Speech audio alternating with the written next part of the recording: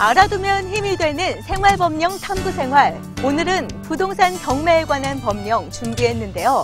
이 경매하면 입찰, 낙찰, 매각 등 어려운 용어들 떠오르면서 복잡하다고 생각하시는 분들 많으실 겁니다. 그래서 오늘 생활법령 탐구생활에서는 이 부동산 경매에 관한 법령 쉽게 알려드릴 테니까 절대로 놓치지 마세요.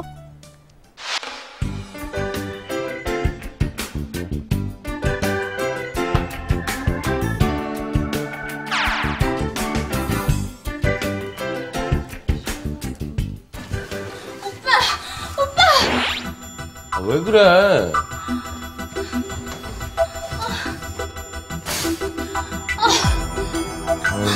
숨 넘어가겠네. 나 들어오다가 이상한 소리 들었어. 뭔 소리 들었는데? 이 집이 경매로 넘어간대. 뭐? 그게 무슨 소리야? 이 집이 왜 경매로 넘어가? 옆집 아줌마가 그러는데 여기 빌라 주인이 빚을 잔뜩 지고 종적을 감춰서 이 건물이 경매로 넘어간대. 우리 이제 어떡해? 이게 다 무슨 소리야?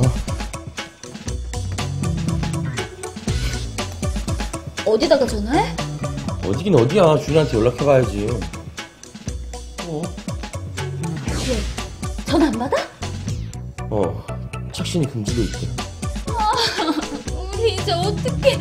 우리 전세금 이제 몽땅 날리는 거야? 그 돈이 어떤 돈인데 그냥 날려. 어떻게든 방법이 있겠지. 뭐해? 전세금 받을 수 있는 방법이 있는지 알아봐야 될 거 아니야.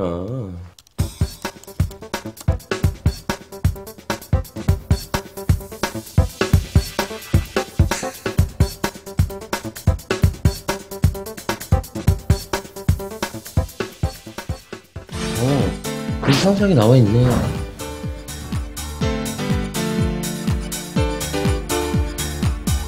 네, 어느 날 갑자기 살던 집이 경매로 넘어간다는 청천벽력 같은 소식을 들은 부부.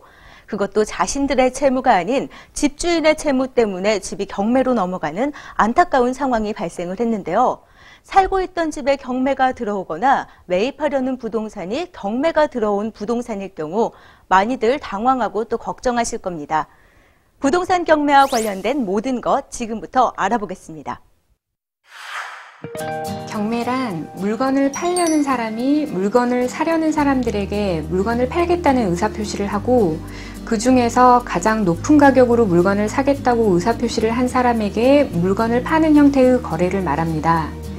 경매는 그 대상, 즉 경매의 목적물이 무엇인지에 따라 경매는 부동산 경매와 동산 경매로 나눌 수 있습니다.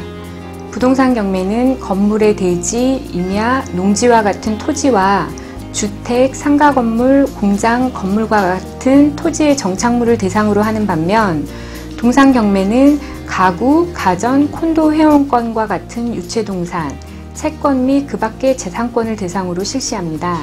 또한 경매는 경매를 집행하는 주체가 누구인지에 따라 사경매와 공경매로 나눌 수 있습니다. 사경매는 개인이 주체가 되어 경매를 실시하는 반면 공경매는 국가기관이 주체가 되어 경매를 실시합니다. 공경매에는 법원이 집행 주체가 되는 법원경매와 한국자산관리공사 등의 공기관이 집행 주체가 되는 공매가 있습니다. 그리고 경매를 실시하기 위해 따로 특정 물건에 대해 경매할 수 있다는 사실을 나타내는 공정증서인 집행권한이 필요한지에 따라 경매는 임의경매와 강제경매로 나눌 수 있습니다. 임의경매는 채권자가 채무자에게 담보로 제공받은 부동산에 설정한 저당권, 근저당권, 유치권, 질권, 전세권, 담보가등기 등 담보권을 실행하는 경매이므로 집행권한이 별도로 필요하지 않지만 강제경매는 법원의 판결, 화해조서, 가압류 명령 등 집행권한을 부여받아야만 경매를 실시할 수 있습니다. 임의경매에서는 경매 절차가 끝나고 매수인이 소유권을 취득했더라도 경매 개시 결정 전에 저당권 등 담보권이 존재하지 않았거나 무효였다면 매수인의 소유권 취득이 무효가 되지만 강제경매에서는 집행권한에 표시된 권리가 처음부터 존재하지 않았거나 무효였더라도 매수인은 유효하게 소유권을 취득하게 합니다. 부동산 경매를 할 때 토지와 토지의 정착물은 각각 부동산 경매 대상이 될 수 있습니다. 그러나 토지의 정착물이 토지의 본질적인 구성 부분이 되는 경우에는 토지와 별개로 경매될 수 없으며 경매 대상인 건물이 건축 중이어서 아직 건물의 요건을 갖추지 못한 경우 역시 경매의 대상이 될 수 없습니다. 한편 선박, 자동차, 건설기계, 항공기, 공장재단, 광업재단 및 광업권, 어업권 등의 권리는 부동산은 아니지만 법률에 의해 부동산 경매에 관한 절차가 준용됩니다. 부동산 경매 절차에는 임의경매 절차와 강제경매 절차가 있습니다. 임의경매와 강제경매 절차는 경매 신청 방법, 매각 대상인 부동산 압류 여부만 다를 뿐 그 진행 절차에는 큰 차이가 없습니다. 부동산 경매 절차는 일반적으로 채권자의 경매 신청, 법원의 경매 개시 결정, 매각 준비 및 매각 기일 공고, 입찰자의 정보 수집 및 입찰 참여, 법원의 최고가 매수인 선정 및 매수 신청 보증 반환, 법원의 매각 허가 결정, 매수인의 매각 대금 지급 및 권리 취득, 채권자에 대한 배당 순으로 진행됩니다. 전세권은 전세금을 지급하고 다른 사람의 부동산을 점유해서 그 부동산의 용도에 따라 사용 수익하며 그 부동산의 전부에 대해 후순위 권리자 및 그 밖의 채권자보다 전세금을 우선으로 변제받을 수 있는 권리입니다. 경매 물건에 전세권이 설정되어 있는 경우 매수인의 매수로 전세권이 말소되거나 매수인에게 인수될 수도 있습니다. 경매로 인해 말소되는 권리 중 기준이 되는 권리보다 시간적으로 늦게 설정된 전세권은 소멸되지만 기준이 되는 권리보다 먼저 설정된 전세권은 매수인에게 인수됩니다. 다만 전세권자가 경매에 참가해 배당 요구를 하는 경우에는 전세권은 소멸하고 매수인에게 전세권이 인수되지 않습니다.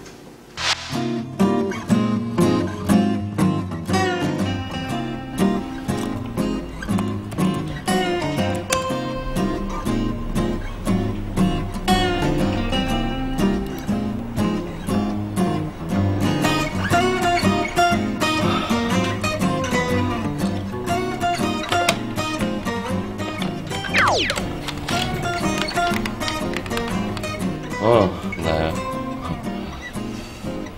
요즘 혹시 여유 좀 있냐? 그래. 너도 요즘 어렵구나. 그래, 다음에 소주나 한잔 하자.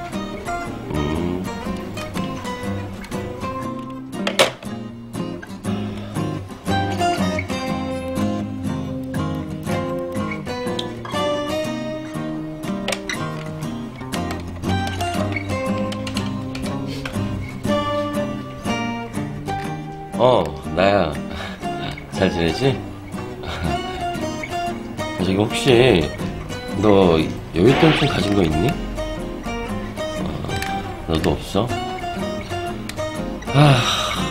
혹시 여윳돈 좀 갖고 있는 애 누가 있을까? 알았어. 미안하다.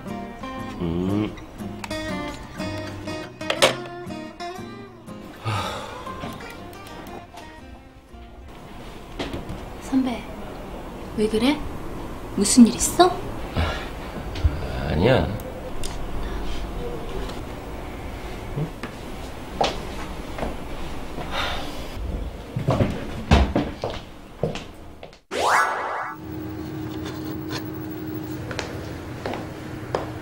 자. 고맙다. 선배, 요즘 무슨 일 있어? 며칠 내내 안색도 안 좋고 일도 영 집중 못하는 것 같고. 왜 그래? 무슨 일이야? 나한테는 말해봐. 너도 알잖아. 나 괜히 혼자 사업한답시고 회사 차렸다가 잘 안 된 거. 그때 은행에서 대출을 좀 받았는데 그걸 아직 못 갚아서 지금 살고 있는 집이 경매될 판이야. 뭐? 정말? 다시 여기로 왔을 때 다 잘 해결하고 왔는 줄 알았는데 경매는 어떻게 해서든 막아야지. 그래서 여기저기 알아보고 있는데 대출도 더 이상은 안 되네. 7월엔 지금 하고 있는 프로젝트 끝나니까 그때까지는 어떻게든 막아보고 싶은데. 그래도 집이 하루아침에 경매로 넘어가겠어? 만약 넘어간다 하더라도 이번에 잘 되면 목돈 생기니까 그냥 선배가 다시 입찰해.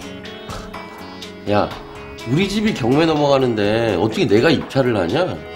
그게 무슨 상관이야. 그냥 입찰가만 맞으면 돈 있는 사람이 낙찰받는 거지 뭐. 그런가? 네 말 듣고 보니까 또 그런 것 같기도 하다. 그래. 내 친구 아버지도 회사 부도 나서 집이 경매로 넘어갔는데 내 친구 삼촌이 입찰해서 그 집을 다시 낙찰받았다니까? 그래? 정말 내가 입찰에 참여할 수 있는 건가?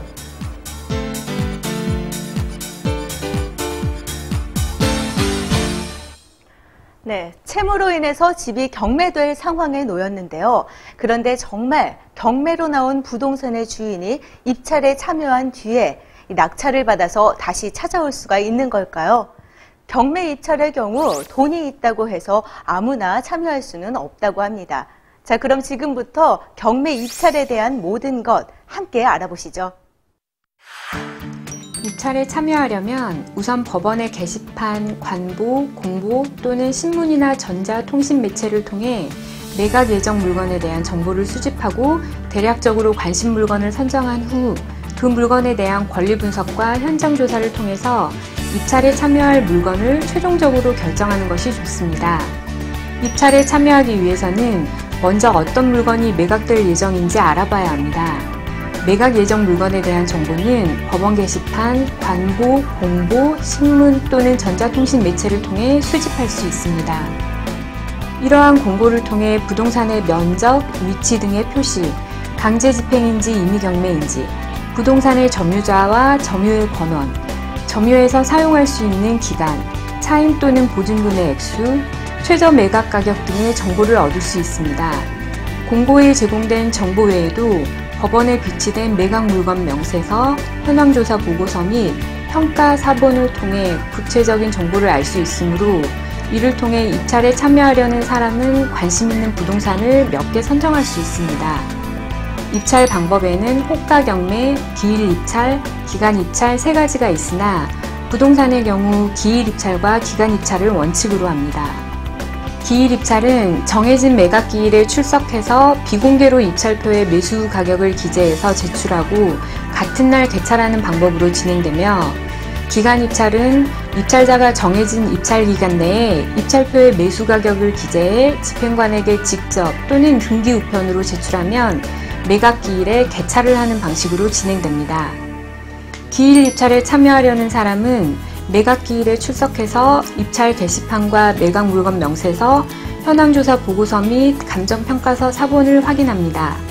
입찰이 개시되면 입찰자는 입찰표를 작성한 후 입찰표와 매각 물건의 최저 매각 가격의 10분의 1에 해당하는 금액을 제공했다는 매수 신청 보증을 입찰함에 제출합니다. 입찰 직후 이를 개찰하여 입찰표에 기재된 입찰 가격을 비교해서 최고가를 적은 사람을 매수의 신고인으로 결정합니다. 이때 두 번째로 높은 입찰 가격을 적은 사람이 있으면 그 사람을 차순위 매수 신고인으로 정하고 입찰을 종결합니다. 입찰 절차 종결이 고지되면 최고가 매수 신고인과 차순위 매수 신고인을 제외한 다른 입찰자는 매수 신청 보증의 반환을 요청할 수 있습니다. 기간 입찰에 참여하려는 사람은 정해진 입찰 기일을 확인해서 기간 내에 입찰표를 작성한 후 매수 신청 보증과 함께 등기 우편으로 제출하거나 집행관에게 직접 제출합니다. 기간 입찰의 입찰표도 한 번 제출되면 변경이나 교환 등이 허용되지 않고 기재사항이 정확하지 않으면 개찰에서 제외될 수 있으니 신중히 작성해야 합니다. 법정 대리인의 동의 없는 미성년자, 채무자, 매각 절차에 관여한 집행관, 매각 부동산을 평가한 감정인, 매각 사건에 이해관계가 있는 법관 및 법원 사무관은 입찰에 참여할 수 없으며, 매각 장소의 질서 유지를 위해 일정한 요건에 해당하는 사람 역시 집행관에 의해 입찰에 참여하는 것이 금지될 수 있습니다. 재매각 사건인 경우에는 전 매수인의 입찰 참여가 금지됩니다. 이외에도 법령 규정에 따라 취득이 제한되는 부동산인 경우에는 법원이 일정 자격을 갖춘 사람만 입찰하도록 결정할 수 있습니다. 위계 또는 위력이나 그 밖의 방법으로 경매 또는 입찰에 공정을 해할 사람은 2년 이하의 징역 또는 700만 원 이하의 벌금에 처해집니다. 이 사례에서는 남자가 직접적인 채무자에 해당하기 때문에 입찰에 참여할 수 없습니다. 입찰에 참여하기 위해서는 먼저 어떤 물건이 매각될 예정인지에 대해 알아봐야 합니다. 매각 예정 물건에 대한 정보는 법원 게시판이나 관보, 공보, 신문 또는 전자통신 매체를 통해서 수집할 수가 있습니다. 여러 매체의 공고들을 통해 얻을 수 있는 입찰 관련 정보로는 부동산의 표시, 강제 집행 또는 임의 경매로 매각한다는 취지와 그 매각 방법, 부동산의 점유자, 점유의 권원, 점유해서 사용할 수 있는 기간, 차임 또는 보증금 약정 및 그 액수, 매각기일의 일시, 장소, 매각기일을 집행할 집행관의 성명 및 기간 입찰의 방법으로 매각할 경우 입찰기간, 장소, 최저 매각가격, 매각결정기일의 일시 및 장소, 매각물건 명세서, 현황조사 보고서 및 평가서 사본을 매각기일 전에 법원에 비치해 누구든지 볼 수 있도록 제공한다는 취지, 일괄 매각 결정을 한 경우 그 취지, 매수 신청인의 자격을 제한하는 경우에는 그 제한의 내용, 매수 신청의 보증금액과 보증 제공 방법 등을 제공받을 수가 있습니다. 입찰 방법에는 호가 경매, 기일 입찰, 기간 입찰 세 가지가 있는데요. 호가 경매란 입찰자가 호가 경매 기일에 출석해서 매수 신청 금액을 서로 올려 부르는 방식의 입찰 절차를 말하며, 기입 입찰은 매각 기일에 출석해 비공개로 입찰표에 매수 가격을 기재해서 제출하고 같은 날 개찰하는 방법으로 진행됩니다. 끝으로 기간 입찰은 일정 기간을 입찰 기간으로 정하고 그 기간 안에 입찰표에 매수 가격을 기재해서 집행관에게 직접 또는 등기 우편으로 제출하면 매각 기일에 개찰하는 방법으로 진행됩니다. 입찰 참여가 불가능한 사람으로는 법정 대리인의 동의가 없는 미성년자, 채무자, 매각 절차에 관여한 집행관, 매각 부동산을 평가한 감정인, 매각 사건에 이해관계가 있는 덕관 및 법원 사무관, 재매각 사건인 경우 전 매수인 등은 입찰에 참여할 수가 없습니다. 또한 매각 장소의 질서 유지를 위해 일정한 여건에 해당하는 사람도 입찰에 참여할 수가 없습니다. 만약 이러한 규정을 어기고 위계 또는 위력이나 그 밖의 방법으로 경매 또는 입찰에 공정을 해한 사람은 2년 이하의 징역 또는 700만 원 이하의 벌금을 부과받게 됩니다. 경매 절차와 입찰까지 부동산 경매에 관한 모든 것 함께 알아봤는데요. 쉽게 이해가 되셨나요? 아직 조금 어렵게 느껴지신다고요? 자, 그럼 지금부터 국민들이 겪고 있는 이 부동산 경매에 관한 문제들 직접 들어보고 그 속 시원한 해결책 제시해 드리겠습니다. 저희 아버지 같은 경우 경매로 나온 집을 낙찰받았는데요. 소유권 취득을 했고요. 근데 그 집에 세 식구가 지금 살고 있었어요. 근데 그 사람들이 계속 안 나가고 버티고 있는 거예요. 강제로 쫓아내려고 해도 좀 그렇고, 이럴 경우는 어떻게 해야 돼요? 상가 건물이 매각이 됐는데요. 1순위였던 매수인이 계속 매각 대금을 주지 않고 있어요. 이럴 경우에 우리는 마냥 그냥 매수인이 매각 대금을 줄 때까지 기다려야 되는 건지, 아니면 다른 사람한테 매각해도 되는 건지 궁금합니다. 법원의 매각 허가 결정이 선고된 이후 매각 대금을 지급하기 전까지 채무자, 소유자 또는 점유자가 해당 부동산을 훼손하는 등 가치를 감소시키는 행위를 하면 매수인은 예상치 못한 손해를 볼 수 있습니다.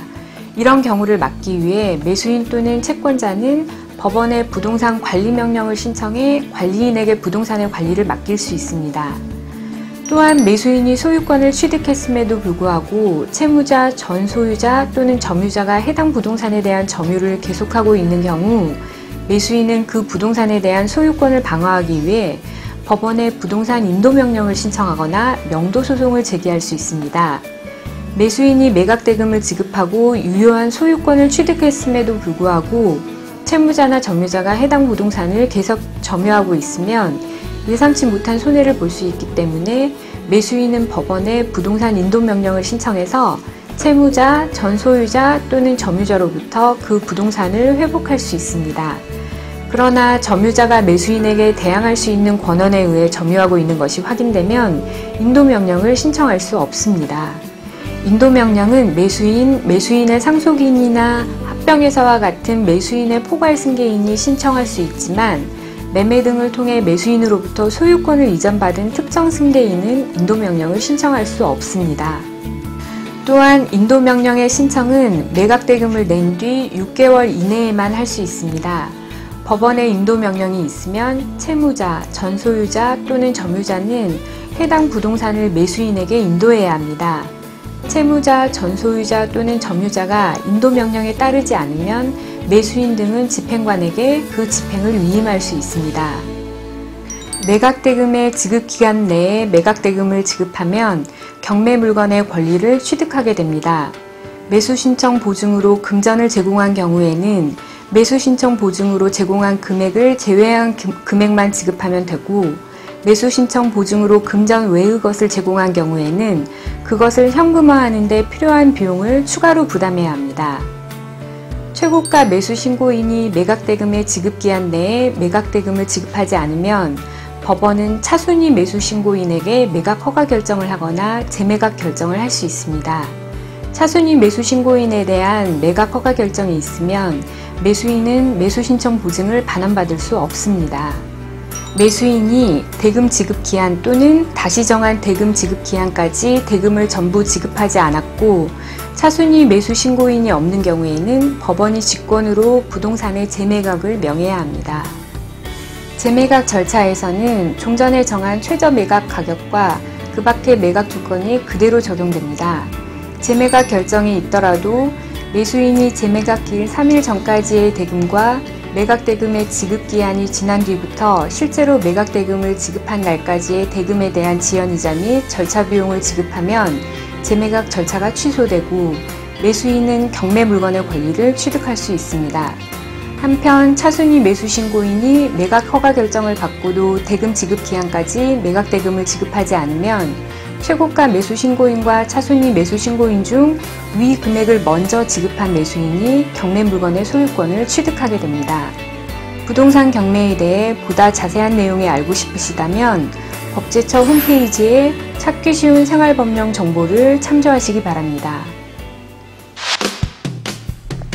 네, 부동산 경매 지금까지 상세하게 알아봤는데요. 그렇게 어렵고 복잡하다고만 느껴지지 않으시죠? 오늘의 법령이 여러분께 큰 도움이 되었으면 좋겠습니다. 생활법령 탐구생활, 오늘 준비한 내용 여기까지입니다. 다음 이 시간에는요, 더욱더 알찬 내용과 함께 다시 찾아오겠습니다.